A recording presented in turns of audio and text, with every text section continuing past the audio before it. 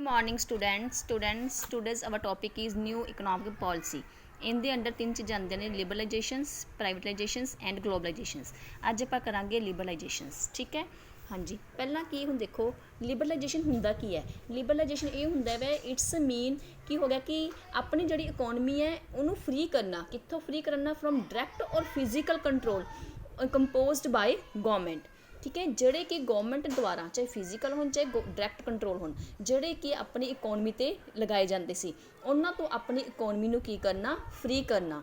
किवें हुण अपनी इकोनमी ते पहला की हुंदा सी कि किस तरह दे आपां कह सकते हैं कंट्रोल। इट कंट्रोल मतलब कि पहला की हुंदा सी कि जे किसी ने कोई इंडस्ट्रीज़ लगानी है उन्होंने पहला गवर्नमेंट तो लाइसेंस लैना पैंदा सी। जे अपनी इकोनमी दे विच जां अपनी इंडस्ट्री दे विच वध पैसा इन्वैसट कर रहा है तो उन्होंने उहदे लई पहला की लाइसेंस गवर्नमेंट तो परमिशन लैनी पैंदी सीगी। फिर की सीगा एक MRTP एक्ट की सीगा किया गया सीगा, शुरू किया गया सी।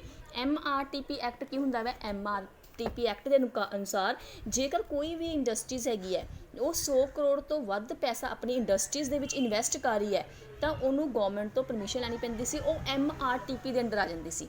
यानी कि जेकर कोई इंडस्ट्रीज़ 100 करोड़ तो वध पैसा इन्वैसट कर रही है तो वो MRTP के अंडर आ जाती सी, एक्ट के अंडर आ जाती सी। तो उनके ते कई तरह की रिस्ट्रिक्शनस लग जांदियां सी। उन्होंने परमिशन नहीं हुंदी सीगी, उन्होंने इन्नी आज़ादी नहीं दिंदी सी, फ्रीडम नहीं सीगी कि वो वध इस तो वध पैसा इन्वैसट कर सके। जो उन्हें वध पैसा इन्वैसट करना है जां प्रोडक्शन दे विच चेंज करना है, कोई नवीं टैक्नोलॉजी लैके आनी है तो वो की सीगा उन्होंने गवर्नमेंट तो परमिशन लैनी पैंदी सी। उन्होंने काफ़ी मतलब कि बाउंड कर दिता गया सीगा, जिंदे करके कि अपनी इकोनॉमी काफ़ी पिछे जा रही सीगी, अपनी इकोनॉमी जो डिवेलप नहीं कर रही सीगी। तो न्यू इकोनॉमिक पॉलिसी के थ्रू लिबरलाइजेशन के अंडर की हो गया सीगा कि MRTP एक्ट नूं खत्म कर दिता गया। हुण जेकर कोई इंडस्ट्री 100 करोड़ तो वध पैसा इन्वैसट करना चाहती है तो उन्होंने गवर्नमेंट तो किसी भी तरह की परमिशन लैण की जरूरत नहीं सीगी। तो पहला की सीगियां 17 इंडस्ट्रीज इस तरह के से जोड़े कि पब्लिक सैक्टर के अंडर आंदियां सीगियां। लेकिन ग्लोबलाइजेशन के अंडर की लिबरलाइजेशन के अंडर की हो गया कि सिर्फ 3 या 5 इंडस्ट्रीज से जोड़े गवर्नमेंट ने आपके अंडर रख लिया, बाकी सारे की सीगा प्राइवेट करता सी। यानी कि उन्होंने हुण किसी तरह की रिस्ट्रिक्शन नहीं सी, उन्होंने कोई लाइसेंस लैण की जरूरत नहीं सी। वो वध पैसा जो इन्वैसट करना चाहते हैं, प्रोडक्शन चेंज करना चाहते हैं, इंक्रीज़ करना चाहते हैं या टैक्नोलॉजी चेंज करना चाहते हैं तो उन्होंने किसी भी तरह की गवर्नमेंट तो परमिशन लैण की जरूरत नहीं सीगी। ठीक है, ये इहदे नाल की सीगा ग्लोबल हुण लिबरलाइजेशन का मतलब की हो गया कि गवर्नमेंट के द्वारा जोड़े भी अपनी इकोनमी ते जोड़े भी कंट्रोल किए गए सी उन्होंने कंट्रोल्स तो अपनी इकोनमी नूं फ्री करना तां जो अपनी इकोनमी की कर सके, डिवेलप कर सके। क्योंकि उन्होंने रियलाइज़ किया कि गवर्नमेंट के वल्लों जोड़े इंस्ट्रक्शन लगन दे करके साडी इकोनमी डिवेलप नहीं कर रही है। असीं जिहड़ी हैगी इंडस्ट्रीलाइजेशन के जोड़े ओनर्स ने उन्होंने बाउंड किया होया है कि वो अपनी इन्वैसट या प्रोडक्शन इंक्रीज़ नहीं कर सकते तो उन्होंने रोकण दे लई ही की सीगा लिबरलाइजेशन की सीगी अडोप्ट की गई सी, जिंदा मोटिव की सीगा कि इंडस्ट्रीज़ नूं सारे कंट्रोल तो की करना? फ्री करना। यानी कि उन्होंने लाइसेंस लैण की जरूरत नहीं सी। लिबरलाइजेशन के अंडर की आ जाएगा कि हुण जिहड़े कुछ इंडस्ट्रीज़ नूं सिर्फ आपदे अंडर कंट्रोल दे विच रख के गवर्नमेंट ने बाकी इंडस्ट्रीज़ नूं फ्री करता सी। हुण उन्होंने लाइसेंस लैण की जरूरत नहीं सी, वो कड़ी मर्जी टैक्नोलॉजी न्यू टैक्नोलॉजी यूज़ करने लई उन्होंने परमिशन लैण की जरूरत नहीं सी। वो अपनी प्रोडक्शन इंक्रीज़ और डिक्रीज़ कर सकते सीगे। MRTP एक्ट नूं की कर दिता? खत्म कर दिता गया सी। ठीक है, हुण आपां बुक तो पढ़ते हैं, हुण तुहानूं समझ आ जाएगी। ठीक है, simply speaking liberalisation means to free the economy from the control imposed by the government. जोड़े भी गवर्नमेंट के द्वारा जोड़े भी अपनी इकोनमी ते कंट्रोल सी उन्हां तो अपनी इकोनमी नूं की करना? फ्री करना। हुण एक कंट्रोल किस तरह के सी? आपां कंट्रोल की गल कर रहे हैं ना, तो कंट्रोल की है, किस तरह के कंट्रोल सी? Industrial licence system. जेकर कोई इंडस्ट्रीज नवीं लगाना चाहता है तो उन्होंने पहला लाइसेंस लेना पएगा। फॉरन एक्सचेंज कंट्रोल, पूरे फॉरन एक्सचेंज ते किंदा कंट्रोल सीगा? गवर्नमेंट का कंट्रोल सीगा। प्राइस कंट्रोल ऑन गुड्स की प्राइस किन्नी फिक्स करनी है एक गवर्नमेंट तय करती सी। जिन्हें प्रोडक्शन की है उन्होंने नहीं पता सी, उन्हें पता होंगे ना कि उन्हें किन्नी प्राइस रखनी होंगी, किन्नी कॉस्ट पै रही है। लेकिन प्राइस ते किंदा कंट्रोल सीगा? गवर्नमेंट का कंट्रोल सीगा। इंपोर्ट लाइसेंस, जे पर कोई चीज़ इंपोर्ट या एक्सपोर्ट करनी है तो उनके वास्ते लाइसेंस लेना पैंदा सी। Restriction on investment by big business house, जेकर कोई वड्डा बिजनसमैन है वो वध पैसा इन्वैसट करना चाहता है तो उनके रिस्ट्रिक्शन सी। जिवें MRTP एक्ट आ गया, जो 100 करोड़ तो वध पैसा इन्वैसट कर रहा है तो उनके रिस्ट्रिक्शन सीगियां। ठीक है, ये सीगियां अपनियां सारे कंट्रोल जो कि गवर्नमेंट द्वारा सी। तो लिबरलाइजेशन के अंडर ये सारे कंट्रोल की कर दिते गए, खत्म करते सी। अपनी इकोनमी नूं इन्ना कंट्रोल तो की करता? फ्री करता सी। यानी कि इंडस्ट्रीज़ नूं लाइसेंस लैण की जरूरत नहीं है, फॉरन एक्सचेंज कंट्रोल खत्म करता, प्राइस कंट्रोल गुड्स सब कुछ खत्म करता, इंपोर्ट लाइसेंस वगैरह ये सारे किसी ने तो उन्होंने अपनी इकोनमी नूं फ्री करता। ठीक है। ਹੁਣ ऑब्जेक्टिव की सी लिबरलाइजेशन ਦੇ ऑब्जेक्ट क्यों ਸੀਗਾ ਕਾਹਦੇ ਵਾਸਤੇ ਕੀਤਾ ਗਿਆ क्यों ਇਹਨਾਂ ਨੂੰ ਆਪਣੀ ਇਕੋਨਮੀ ਨੂੰ ਇੰਨਾ ਕੰਟਰੋਲ ਤੋਂ ਫ੍ਰੀ ਕੀਤਾ ਗਿਆ ऑब्जेक्टिव ऑफ लिबरलाइजेशन ऑब्जेक्टिव ਕੀ ਸੀਗੇ to raise inter competitive industrial production ਤਾਂ ਜੋ ਆਪਣੇ ਜਿਹੜੇ ਇੰਡਸਟਰੀ ਪ੍ਰੋਡਕਸ਼ਨ ਹੈ ਉਹ ਕੀ ਹੈ ਇੰਟਰਨਲ ਆਪਸ ਦੇ ਵਿੱਚ ਕੀ ਕੰਪੀਟੀਟ ਕਰ ਸਕਣ ਠੀਕ ਹੈ to raise foreign investment and technology foreign investment भी अपनी इंक्रीज हो सके तो टैक्नोलॉजी भी अपनी क्या रेज हो सके ठीक है टू रिड्यूस डैप्ट बर्डन ऑफ द कंट्री ਜਿਹੜੇ ਆਪਣੇ ਦੇਸ਼ ਸੀ ਉਹ ਕਰਜ਼ੇ ਦੇ ਬਵਾਲ ਦੇ ਵਿੱਚ ਫਸਦੀ ਜਾ ਰਹੀ ਸੀਗੀ ਉਸ ਨੂੰ ਘਟਾਉਣਾ ਸੀ ਕਰਜ਼ੇ ਨੂੰ ਘਟਾਉਣਾ ਸੀ ਇਹਦੇ ਲਈ ਜ਼ਰੂਰੀ ਸੀ ਕਿ ਸਾਡੀ ਇਕੋਨਮੀ ਡਿਵੈਲਪ ਕਰੇ ਪ੍ਰੋਡਕਸ਼ਨ ਚੇਂਜ ਕਰੇ ਠੀਕ ਹੈ ਰੇਜ਼ ਕਰੇ ਵਧਾਵੇ ਠੀਕ ਹੈ ਨਵੀਂ ਟੈਕਨੋਲੋਜੀ ਯੂਜ਼ ਕਰੇ ਤਾਂ ਉਹਦੇ ਲਈ ਜ਼ਰੂਰੀ ਸੀਗਾ ਕਿ ਆਪਾਂ ਆਪਣੀ ਇਕੋਨਮੀ ਨੂੰ ਜਿਹੜੇ ਉਹਨਾਂ 'ਤੇ ਕੰਟਰੋਲ ਲੱਗੇ ਹੋਏ ਨੇ ਉਹਨਾਂ ਤੋਂ ਕੀ ਕਰ ਦਈਏ ਉਹਨਾਂ ਨੂੰ ਫ੍ਰੀ ਕਰ ਦਈਏ to get an opportunity to export to develop country and to import capital goods and machinery from them ਤਾਂ ਇਹਦੇ ਲਈ ਕਿਸੇ opportunities ਦਿੱਤੀਆਂ ਗਈਆਂ ਸੀਗੀਆਂ ਤਾਂ ਜੋ ਅਸੀਂ ਐਕਸਪੋਰਟ ਨੂੰ ਡਿਵੈਲਪ ਕਰ ਸਕੀਏ ਤੇ ਕੈਪੀਟਲ ਗੁੱਡਸ ਨੂੰ ਕੀ ਕਰ ਸਕੀਏ ਇੰਪੋਰਟ ਕਰ ਸਕੀਏ ਐਂਡ ਮਸ਼ੀਨਰੀ ਫਰੋਮ ਦੈਨ ਜੇਕਰ ਆਪ ਨੂੰ ਕੈਪੀਟਲ ਗੁੱਡਸ ਜਾਂ ਮਸ਼ੀਨਰੀ ਚਾਹੀਦੀ ਹੈ ਉਹ ਅਸੀਂ ਇੰਪੋਰਟ ਕਰ ਸਕੀਏ ਕਿਉਂਕਿ ਸਾਡੇ ਦੇਸ਼ ਦੇ ਵਿੱਚ ਜਿਹੜੀ ਮਸ਼ੀਨਰੀ ਡਿਵੈਲਪ ਨਹੀਂ ਹੋ ਰਹੀ ਜਿਹੜੀ ਮਸ਼ੀਨਰੀ ਸਾਡੇ ਦੇਸ਼ ਵਿੱਚ ਨਹੀਂ ਬਣ ਰਹੀ ਤਾਂ ਉਹ ਵਿਦੇਸ਼ਾਂ ਤੋਂ ਮੰਗਵਾਉਣ ਲਈ ਇੰਪੋਰਟ 'ਤੇ ਕਈ ਤਰ੍ਹਾਂ ਦੇ ਰਿਸਟ੍ਰਿਕਸ਼ਨ ਸੀਗੀਆਂ ਤਾਂ ਉਹਨਾਂ ਤੋਂ ਸਾਡੀ ਇਕੋਨਮੀ ਨੂੰ ਫ੍ਰੀ ਕਰਤਾ ਠੀਕ ਹੈ ਤਾਂ ਸਟੈਪ ਟੇਕਨ ਬਾਈ ਲਿਬਰਲਾਈਜੇਸ਼ਨ ਹੁਣ ਗਵਰਨਮੈਂਟ ਦੁਆਰਾ ਕਿਹੜੇ ਕਿਹੜੇ ਸਟੈਪ ਚੱਕੇ ਗਏ ਸੀਗੇ ਦੇਖੋ ਪਹਿਲਾ ਅੰਦਰ ਆ ਜਾਊਗਾ ਇੰਡਸਟਰੀਅਲ ਸੈਕਟਰ ਰਿਫਾਰਮ ਠੀਕ ਹੈ ਇੰਡਸਟਰੀਅਲ ਸੈਕਟਰ ਰਿਫਾਰਮ ਦੇ ਅੰਡਰ ਕੀ ਆ ਜਾਏਗਾ ਨੋ ਲਾਇਸੈਂਸ ਵਾਜ਼ ਨੀਡ ਕਿਸੇ ਵੀ ਲਾਇਸੈਂਸ ਲੈਣ ਦੀ ਜ਼ਰੂਰਤ ਨਹੀਂ ਹੈਗੀ to set up new unit ਕਿਵੇਂ ਨੋ ਲਾਇਸੈਂਸ ਮਤਲਬ ਨੀਡ ਕਿਹਦੇ ਲਈ ਲਾਇਸੈਂਸ ਲੈਣ ਦੀ ਜ਼ਰੂਰਤ ਨਹੀਂ ਹੈਗੀ ਪਹਿਲਾ ਪੁਆਇੰਟ ਇਹਦੇ ਅੰਦਰ ਆ ਜਾਏਗਾ टू सैटअप न्यू यूनिट्स जेकर ਅਸੀਂ ਨਵੀਂ ਇੰਡਸਟਰੀਜ਼ ਲਗਾ ਰਹੇ ਹਾਂ for expansion or diversification of product of same unit ਜਿਹੜੀ ਅਸੀਂ ਚੀਜ਼ ਦੀ ਪ੍ਰੋਡਕਸ਼ਨ ਕਰ ਰਹੇ ਹਾਂ ਕੋਈ ਵੀ ਅਸੀਂ ਪ੍ਰੋਡਕਟ ਬਣਾ ਰਹੇ ਹਾਂ ਜੇਕਰ ਅਸੀਂ ਉਹਦੀ ਪ੍ਰੋਡਕਸ਼ਨ ਨੂੰ ਵਧਾਉਣਾ ਚਾਹੁੰਦੇ ਹਾਂ ਤਾਂ ਆਪ ਨੂੰ ਲੱਗ ਰਿਹਾ ਕਿ ਆਪਣੇ ਪ੍ਰੋਡਕਟ ਦੀ ਇਕੋਨਮੀ ਦੇ ਵਿੱਚ ਬਹੁਤ ਡਿਮਾਂਡ ਹੈ ਤਾਂ ਅਸੀਂ ਉਹਦੇ ਲਈ ਸਾਨੂੰ ਗਵਰਨਮੈਂਟ ਤੋਂ ਪਰਮਿਸ਼ਨ ਲੈਣ ਦੀ ਜ਼ਰੂਰਤ ਨਹੀਂ ਹੈ ਠੀਕ ਹੈ the industrial licence was abolished except of ਸਿਰਫ 6 ਇੰਡਸਟਰੀਜ਼ ਨੂੰ ਛੱਡ ਕੇ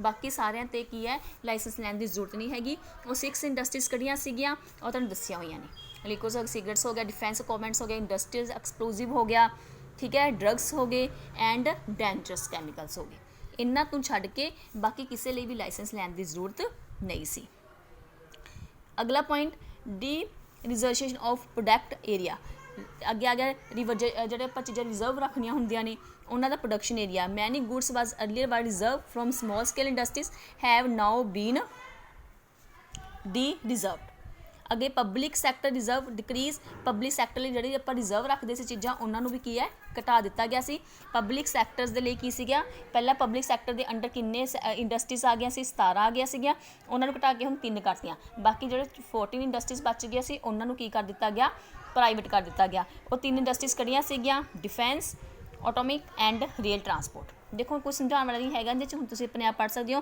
ਕਿ ਸਿਰਫ 3 ਇੰਡਸਟਰੀਜ਼ ਸੀ ਆਵਲੇ ਜਿਹੜੇ ਗਵਰਨਮੈਂਟ ਨੇ ਆਪਦੇ ਅੰਡਰ ਰੱਖ ਲਿਆ ਸੀ ਬਾਕੀ ਸਭ ਨੂੰ ਪ੍ਰਾਈਵੇਟ ਕਰਤਾ ਸੀ ਇੰਪੋਰਟ ਆਫ ਕੈਪੀਟਲ ਗੁੱਡਸ ਅਤੇ ਹੁਣ ਕਿਸੇ ਕਿ ਆਪਾਂ ਕੈਪੀਟਲ ਗੁੱਡਸ ਨੂੰ ਕੀ ਹੈ without any permission of government the permission ਤੋਂ ਬਿਨਾਂ ਅਸੀਂ ਇਹਨਾਂ ਚੀਜ਼ਾਂ ਨੂੰ ਕੀ ਹੈ ਇੰਪੋਰਟ ਕਰ ਸਕਦੇ ਹਾਂ ਇਹ ਸੀ ਇੰਡਸਟਰੀਅਲ ਸੈਕਟਰ ਨਾਲ ਰਿਲੇਟਡ ਰਿਫਾਰਮਸ ਅੱਗੇ ਆ ਗਿਆ financial sector reform expansion of ਬੈਂਕਾਂ ਨੂੰ ਵਧਾਇਆ ਗਿਆ ਤਾਂ ਜੋ ਲੋਕਾਂ ਨੂੰ ਕੀ ਹੈ ਈਜ਼ਲੀ ਕੀ ਮਿਲ ਸਕੇ ਇੰਟਰਸਟ 'ਤੇ फिर पैसा मिल सके bank were given freedom to open new branches without permission from reserve bank पर की सीगा कि बैंक हुण अपनी कंट्री के बैंक की है आरबीआई तो परमिशन ले बिना आपदे नवे अलग अलग ब्रांचेस की है खोल सकते हैं उनके लिए की है फ्रीडम नहीं change in role of RBI का रोल्स की सीगा चेंज कर दिता गया इनके अंडर की आ जाएगा कि पहला किस रेट ऑफ इंटरस्ट ते किसी नूं कितना पैसा देना ये आरबीआई डिसाइड करती सी हुण इनू चेंज कर दिता गया इस पॉलिसी नूं हुण हरेक देश की कंट्री अपनी इच्छा दे नाल की है रेट ऑफ इंटरस्ट नूं की सीगा डिसाइड करती सी एस्टैबलिश ऑफ प्राइवेट बैंक कई तरह से की प्राइवेट बैंक किसे एस्टैबलिश किए गए जिवें UIT axis ICICI yes bank HDFs production ਵਧਾਉਣ ਦੇ ਲਈ ਕੀ ਸੀਗੇ ਪ੍ਰਾਈਵੇਟ ਬੈਂਕ ਕਿਸੇ ਐਸਟੈਬਲਿਸ਼ ਕੀਤੇ ਗਏ ਸੀ foreign investment limit foreign investment ਜਿਹੜੀ ਲਿਮਟ ਸੀਗੀ ਉਹਨੂੰ ਕੀ ਕਰ ਦਿੱਤਾ ਗਿਆ ਹੁਣ ਰੇਜ਼ ਬੈਂਕ ਲਿਮਟ ਇਸ ਬੈਂਕ ਵਾਜ਼ ਉਹਨੂੰ ਵਧਾ ਕੇ ਹੁਣ ਕਿੰਨਾ ਕਰਤਾ 51% ਕਰ ਦਿੱਤਾ ਗਿਆ ਜਾਨੇ ਕਿ ਜਿਹੜੇ ਮਰਚੈਂਟ ਬੈਂਕਰਸ ਹੋ ਗਏ ਮਿਊਚੁਅਲ ਫੰਡਸ ਹੋ ਗਏ ਜਾਂ ਪੈਨਸ਼ਨ ਫੰਡਸ ਹੋ ਗਏ ਹੁਣ ਉਹਨਾਂ ਨੂੰ ਵੀ ਪਰਮਿਸ਼ਨ ਸੀ ਕਿ ਉਹ ਇੰਡੀਅਨ ਫਾਈਨੈਂਸ਼ੀਅਲ ਮਾਰਕੀਟ ਦੇ ਵਿੱਚ ਪੈਸਾ ਕੀ ਕਰ ਸਕਦੇ ਨੇ ਇਨਵੈਸਟ ਕਰ ਸਕਦੇ ਨੇ ਤੇ ਇਹਦੇ ਵਿੱਚ ਇੰਕਲੂਡ ਕੀਤਾ ਗਿਆ ਸੀ ਸਟਾਕ ਐਕਸਚੇਂਜ ਨੂੰ ਠੀਕ ਹੈ they give an impetus to stock market also general public also took interest and invested on it ਹੁਣ ਜਿਹੜੇ ਜਨਰਲ ਪਬਲਿਕ ਸੈਕਟਰ ਵੀ ਸੀਗੇ ਉਹ ਵੀ ਇਹਨਾਂ ਦੇ ਵਿੱਚ ਕੀ ਹੈ ਇੰਟਰਸਟ ਲੈਣ ਲੱਗੇ ਤੇ ਪੈਸਾ ਕੀ ਸੀ ਇਹਨਾਂ ਦੇ ਵਿੱਚ ਇਨਵੈਸਟ ਕਰਨ ਲੱਗੇ ਅੱਗੇ ਆ ਗਿਆ ਫਾਈਨੈਂਸ਼ੀਅਲ ਰਿਫੋਰਮਸ, ਕਈ ਤਰ੍ਹਾਂ ਦੇ ਫਾਈਨੈਂਸ਼ੀਅਲ ਰਿਫੋਰਮਸ ਕੀਤੇ ਗਏ, ਜਿਵੇਂ ਕਿ ਰਿਫੋਰਮ ਇਨ ਇੰਡਾਇਰੈਕਟ ਟੈਕਸਿਸ ਦੇ ਵਿੱਚ ਕਈ ਤਰ੍ਹਾਂ ਸੁਧਾਰ ਕੀਤਾ ਗਿਆ। ਹੁਣ ਵੈਟ ਨੂੰ ਕੀ ਸੀਗਾ ਇੰਟਰੋਡਿਊਸ ਕੀਤਾ ਗਿਆ। ਦੂਜਾ ਕੀ ਆ ਗਿਆ ਸੀ, ਪ੍ਰੋਸੈਸ ਆਫ ਇੰਡਾਇਰੈਕਟ ਟੈਕਸਿਸ ਵਾਜ਼ ਸਟ੍ਰੀਮਲਾਈਨਡ, ਠੀਕ ਹੈ, ਕਿ ਪ੍ਰੋਸੈਸ ਆਫ ਜਿਹੜਾ ਇੰਡਾਇਰੈਕਟ ਟੈਕਸਿਸ ਸੀਗਾ ਉਹਨੂੰ ਕੀ ਹੈ ਸਟ੍ਰੀਮਲਾਈਨ ਕੀਤਾ ਗਿਆ। ਰਿਡਕਸ਼ਨ ਇਨ ਟੈਕਸਿਸ ਦੇ ਵਿੱਚ ਕਈ ਤਰ੍ਹਾਂ ਦੀ ਕੀ ਸੀਗੀ ਰਿਡਕਸ਼ਨ ਕੀਤੀ ਗਈ ਸੀਗੀ। This has encouraged saving and reduce tax evasion, ਕੀ ਸੀਗਾ ਟੈਕਸ ਨੂੰ ਰਿਡਿਊਸ ਕਰਕੇ ਸੇਵ, ਤਾਂ ਜੋ ਜੇ ਟੈਕਸ ਘੱਟ ਲੱਗਣਗੇ ਤਾਂ ਲੋਕੀ ਸੇਵਿੰਗਸ ਕਰਨ ਲਈ ਕੀ ਹੈ ਜ਼ਿਆਦਾ ਇਨਕਰਜ ਹੋਣਗੇ, ਜੇ ਜ਼ਿਆਦਾ ਸੇਵਿੰਗਸ ਕਰਨਗੇ ਤਾਂ ਜ਼ਿਆਦਾ ਇਨਵੈਸਟ ਕਰਨਗੇ, ਠੀਕ ਹੈ। ਅੱਗੇ ਇਨ ਬਜਟ ਆਫ 15-16 ਦੇ ਵਿੱਚ government was reduce cooperate tax from 30 to 25%। Cooperate tax ਨੂੰ 30 ਤੋਂ ਘਟਾ ਕੇ ਕਿੰਨਾ ਕਰਤਾ 25% ਕਰਤਾ। ਅੱਗੇ tax process simplified, tax process ਨੂੰ ਕੀ ਕਰਤਾ ਦਿੱਤਾ ਗਿਆ ਹੁਣ ਸਿੰਪਲੀਫਾਈਡ ਕਰ ਦਿੱਤਾ ਗਿਆ। ਇਟ ਬ੍ਰਿੰਗ ਬੈਟਰ ਕੰਪਲਾਈਂਸ, ਕਿ ਹੁਣ ਇਹ ਕੀ ਸੀ ਇੱਕ ਜਿਹੜੀ ਪਹਿਲਾਂ ਸੀ ਟੈਕਸ ਜਿਹੜਾ ਪ੍ਰੋਸੈਸ ਸੀ ਉਹ ਕਾਫੀ ਕੰਪਲੀਕੇਟਡ ਸੀ, ਉਹਨੂੰ ਹੁਣ ਸਿੰਪਲੀਫਾਈਡ ਕਰ ਦਿੱਤਾ ਗਿਆ। ਐਸਟੈਬਲਿਸ਼ਮੈਂਟ ਆਫ SEBI ਨੂੰ ਐਸਟੈਬਲਿਸ਼ ਕੀਤਾ ਗਿਆ। SEBI ਦਾ ਮਤਲਬ ਕੀ ਹੁੰਦਾ ਹੈ, ਦੀ security and exchange board of India, security and exchange board of India, ਇਹਨੂੰ ਐਸਟੈਬਲਿਸ਼ ਕੀਤਾ ਗਿਆ। ਹਾਂਜੀ, ਇਹਦੇ ਅੰਡਰ ਕੀ ਆ ਜਾਊਗਾ, it defined responsibility for development and smooth regulation of stock market. ਇਹਦੀ ਕੀ ਰਿਸਪੋਂਸੀਬਿਲਿਟੀ ਸੀਗੀ, SBI ਦੀ ਰਿਸਪੋਂਸੀਬਿਲਿਟੀ ਸੀ ਕਿ ਆਪਣੀ ਜਿਹੜੀ ਹੈਗੀ ਹੈ ਸਟਾਕ ਮਾਰਕੀਟ ਉਹਨੂੰ ਕੀ ਡਿਵੈਲਪ ਕਰਨਾ ਤੇ ਉਹ ਦੇਖਣਾ ਕਿ ਉਹ ਸਮੂਥਲੀ ਕੀ ਹੈ ਰੈਗੂਲੇਟ ਹੋ ਰਹੀ ਹੈ। It was establish to stop malpractice to stock market, ਕੀ ਹੈ ਕਿ ਮਾਲ ਪ੍ਰੈਕਟਿਸ ਮਤਲਬ ਕਿ ਸਟਾਕ ਮਾਰਕੀਟ ਦੇ ਵਿੱਚ ਕਿ ਉਹ ਆਪਣੀ ਜਿਵੇਂ ਕਹਿ ਦਿੰਦੇ ਆਪਣੀ ਮਨਮਰਜ਼ੀ ਨਹੀਂ ਕਰਨੀ, ਤੇ ਇਹਨੂੰ ਕੀ ਹੈ ਐਸਟੈਬਲਿਸ਼ ਕੀਤਾ ਗਿਆ ਤਾਂ ਜੋ ਸਟਾਕ ਮਾਰਕੀਟ ਦੇ ਵਿੱਚ ਜਿਹੜੇ ਮਾਲ ਪ੍ਰੈਕਟਿਸ ਨੇ ਜਿਹੜੇ ਕਿ ਆਪਣੀ ਮਰਜ਼ੀ ਦੇ ਨਾਲ ਸ਼ੇਅਰਸ ਮਾਰਕੀਟ ਦੀ ਪ੍ਰਾਈਸ ਨੂੰ ਜਿਹੜਾ ਡਿਸਾਈਡ ਕਰ ਲੈਂਦੇ ਨੇ ਉਹਨੂੰ ਕੀ ਹੈ ਰੋਕਣਾ। It also took care of small investor by attending of to their complaint. Clear, ਇਹ ਪੁਆਇੰਟਸ ਹੈ ਤੁਸੀਂ ਛੱਡ ਦਿਓ, ਸਾਰੇ ਪੁਆਇੰਟਸ ਕਰਨ ਦੀ ਜ਼ਰੂਰਤ ਨਹੀਂ ਹੈਗੀ, ਪਰ SEBI ਦੀ ਫੁੱਲ ਫਾਰਮ ਯਾਦ ਕਰ ਲਿਓ ਤੇ ਇਹਦਾ ਚੀਜ਼ ਅੰਡਰ ਵਿੱਚ ਤੁਸੀਂ ਇੱਕ ਹੀ ਪੁਆਇੰਟ ਕਰ ਲਿਓ ਕਿ ਇਹਦੀ ਰਿਸਪੋਂਸੀਬਿਲਿਟੀ ਹੈ ਕਿ ਜਿਹੜੀ ਸਟਾਕ ਜਿਹੜੀ ਆਪਣੀ ਮਾਰਕੀਟ ਹੈ ਉਹ ਸਮੂਥਲੀ ਤੇ ਡਿਵੈਲਪਮੈਂਟ ਲਈ ਕੀ ਹੈ ਰੈਗੂਲੇਟ ਹੋ ਰਹੀ ਹੈ। ਸੋ ਪਹਿਲਾ ਪੁਆਇੰਟ ਹੀ ਕਰ ਲਿਓ, ਦੂਸਰਾ ਤੇ ਤੀਸਰਾ ਦੋਵੇਂ ਪੁਆਇੰਟ ਛੱਡ ਦਿਓ। ਅੱਗੇ ਐਕਸਟਰਨਲ ਸੈਕਟਰ ਰਿਫੋਰਮਸ ਕੀਤੇ ਗਏ ਸੀ, ਇਹਦੇ ਅੰਡਰ ਕੀ ਆ ਜਾਊਗਾ foreign direct investment. Foreign direct investment ਨੂੰ ਕੀ ਹੈ 51% ਤੱਕ ਕੀ ਸੀਗਾ ਇੰਕਰੀਜ਼ ਕੀਤਾ ਗਿਆ, ਠੀਕ ਹੈ। ਅੱਗੇ ਇੱਕ ਲਾਹੀ ਪੁਆਇੰਟ ਕਰ ਲਿਓ। ਅੱਗੇ ਡਿਵੈਲੂਏਸ਼ਨ ਆਫ ਰੁਪੀਜ਼, ਆਪਣੇ ਪੈਸੇ ਦੀ ਨੂੰ ਕੀ ਸੀਗਾ ਡਿਵੈਲੂਏਸ਼ਨ ਕੀਤੀ ਗਈ ਤਾਂ ਜੋ ਆਪਣੀਆਂ ਚੀਜ਼ਾਂ ਕੀ ਹੈ ਫੋਰਨ ਮਾਰਕੀਟ ਦੇ ਵਿੱਚ ਸਸਤੀਆਂ ਹੋ ਜਾਣ ਤੇ ਉਹਨਾਂ ਦੀ ਡਿਮਾਂਡ ਕੀ ਹੈ ਵੱਧ ਜੇ। It increase in flow of shares foreign exchange to India, ਤੇ ਜਿਹੜੀ ਹੈਗੀ ਸੀ ਸਕਾਰਸ ਮਤਲਬ ਸਾਧਨ ਹੁੰਦੇ ਨੇ ਕਿ ਆਪਣੇ ਸਾਧਨਾਂ ਨੂੰ ਵਧਾਉਣ ਦੇ ਲਈ ਫੋਰਨ ਐਕਸਚੇਂਜ ਆਫ ਇੰਡੀਆ ਦੇ ਵਿੱਚ ਕੀ ਹੈ ਉਹਦੇ ਲਈ ਆਪਣੀ ਰੁਪੀਜ਼ ਨੂੰ ਕੀ ਹੈ ਡਿਵੈਲੂਏਟ ਕੀਤਾ ਗਿਆ। ਇੰਪੋਰਟ ਆਫ ਫੋਰਨ ਟੈਕਨੋਲੋਜੀ ਨੂੰ ਕੀ ਕੀਤਾ ਗਿਆ ਇੰਪੋਰਟ ਕੀਤਾ ਗਿਆ। ਹੁਣ ਜੇ ਆਪਾਂ ਕੋਈ ਫੋਰਨ ਟੈਕਨੋਲੋਜੀ ਆਪਾਂ ਮੰਗਵਾਉਣੀ ਹੈ ਇਨ ਹਾਈ ਪ੍ਰਾਇਓਰਟੀ ਇੰਡਸਟਰੀਜ਼ ਜੇ ਮੰਗਵਾਉਣਾ ਚਾਹੁੰਦੇ ਨਹੀਂ ਤਾਂ ਉਹਨਾਂ ਨੂੰ ਪਰਮਿਸ਼ਨ ਲੈਣ ਦੀ ਜ਼ਰੂਰਤ ਨਹੀਂ ਹੈਗੀ, ਤੇ ਇਹਨਾਂ ਦੀ ਲਿਮਿਟ ਕੀ ਸੀ ਅਪ ਟੂ ਵਧਾ ਕੇ ਕਿੰਨੀ ਕਰਤੀ ਸੀ 1 ਕਰੋੜ।